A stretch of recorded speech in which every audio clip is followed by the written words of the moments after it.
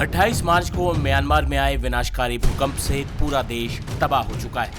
लेकिन भारत ऐसे मुश्किल वक्त में न सिर्फ म्यांमार की मदद कर रहा है, बल्कि ऑपरेशन ब्रह्मा के जरिए भारत की आर्म्ड फोर्सेज म्यांमार में जमीन, आसमान और पानी के रास्ते मदद पहुंचा रही हैं। दरअसल म्यांमार में 28 मार्च की दोपहर में आए 7.7 तीव्रता के विनाशकारी भूकंप के बाद बचाव कार्य जारी है। इस भूकंप में कम से कम 1700 लोगों की मौत हुई, व्यापक पैमाने पर विनाश हुआ। भूकंप का असर बैंकॉक और चीनी प्रांतों तक महसूस किया गया।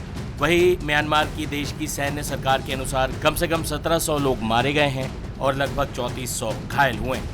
लगभग 300 लोग अभी भी लापता हैं। वहीं अमेरिका की एक एजेंसी ने अनुमान लगाया है कि अंतिम मृत्यु दर 10,000 से अधिक हो सकती है। भूकंप का केंद्र म्यांमार के मध्य सगाई क्षेत्र में था, जो ऐतिहासिक शहर मांडले के पास है। वहीं 1.5 करोड़ से ज़्यादा लोगों के घर वाला ये क्षेत्र बुरी तरह प्रभावित हुआ है, जहां कई इमारतें, पुल और मंदिर नष्ट या क्षतिग्रस्त हो गए। म्यांमार में आया भूकंप देश में एक सदी से भी ज़्यादा समय में आया सबसे शक्तिशाली भूकंप था, जिसकी तीव्रता 7.7 थी। इसके बाद कई झटके आए, जिनमें 6.7 तीव्रता का भूकंप भी शामिल। पूरे सप्ताह ये इलाका थर्राता रहा। लेकिन ऐसे मुश्किल वक्त में भारत अपने पड़ोसी की मदद में जी जान से जुटा है। ऑपरेशन ब्रह्मा में भारत जमीन, आसमान और पानी तीनों तरफ से मदद भेज रहा है। इंडियन एयरफोर्स, इंडियन नेवी और एनडीआरएफ की टीमें ऑपरेशन ब्रह्मा के जरिए म्यांमार में जिंदगियां बचा रही हैं। ऑपरेशन ब्रह्मा के तहत कैसे म्यांमार में हमारी फोर्सेज मसीहा बनकर जान बचा रही हैं, संकट में पड़े म्यांमार को बचाने का प्लान सुनिए ऑफिसर्स की जुबान। Good evening, friends. So, as far as the field hospital is concerned, as has been briefed, it is leaving from Agra, and as we talk, it is in the process of getting loaded. 2 aircrafts will be leaving with the field hospital. Incidentally, it is the same field hospital which participated in Operation Dost in Turkey. So, therefore, it carries institutional knowledge, and we have made sure that we have included officers who participated in that, so that they are become active respondents, proactive in their response to this. As far as the composition is concerned, it has been already, it is 118, just to clear the air. That's the total strength that is going. They will be able to, they have the ability to split into 2 or 3 smaller teams as and when required based on the situation on ground. They will provide a fully functional operational theatre over there, facilities such as X-ray. We have also incorporated dental facilities in it.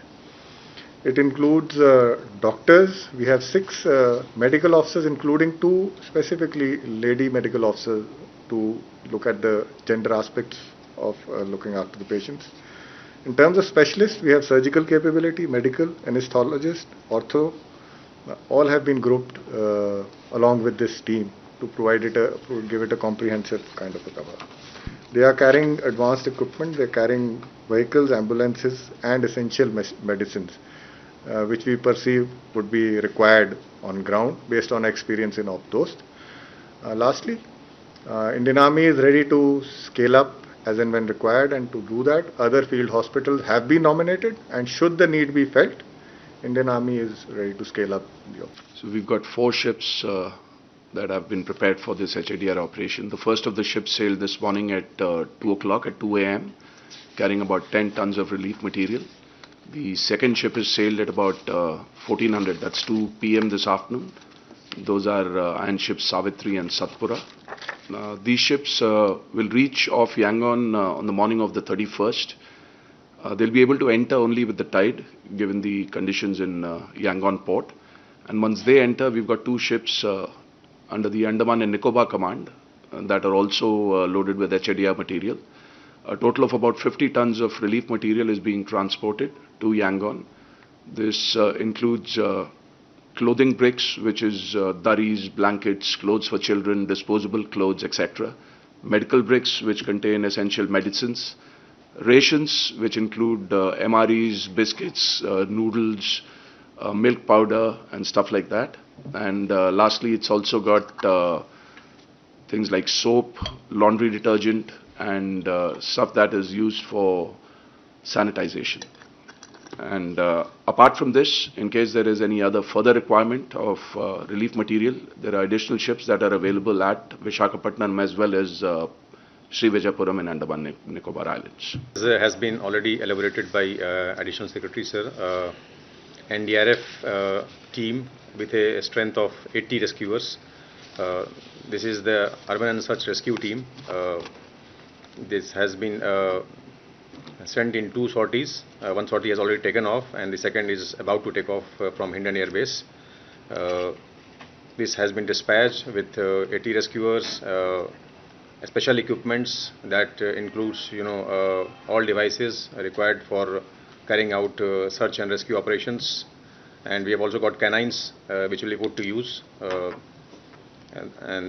We feel that the next as soon as they land, it will be very crucial next 24-48 hours finding lives. The golden period would be gainfully engaged, and we look forward to a very active involvement on ground. We have also the reserve team which is placed at Kolkata. So as and when the confirmation comes for a second team to be dispatched there, they are ready for takeoff as and when it is confirmed. PM Modi ने भी operation Brahma का जिक्र Asia में भारत के जिम्मेदार नेतृत्व और सद्भावना के प्रतीक के तौर पर किया। दुनिया में कहीं भी प्राकृतिक आपदा हो, भारत पूरे मनोयोग से सेवा के लिए खड़ा होता है। अभी आपने कल ही देखा है, म्यांमार में इतना बड़ा भूकंप आया है।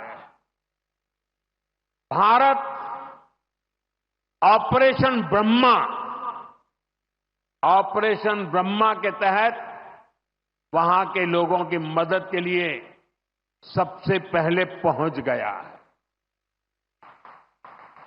जब तुर्की में भूकंप आया, जब नेपाल में भूकंप आया, जब मालदीव्स में पानी का संकट आया, भारत ने मदद करने में घड़ी भर की भी देर नहीं की।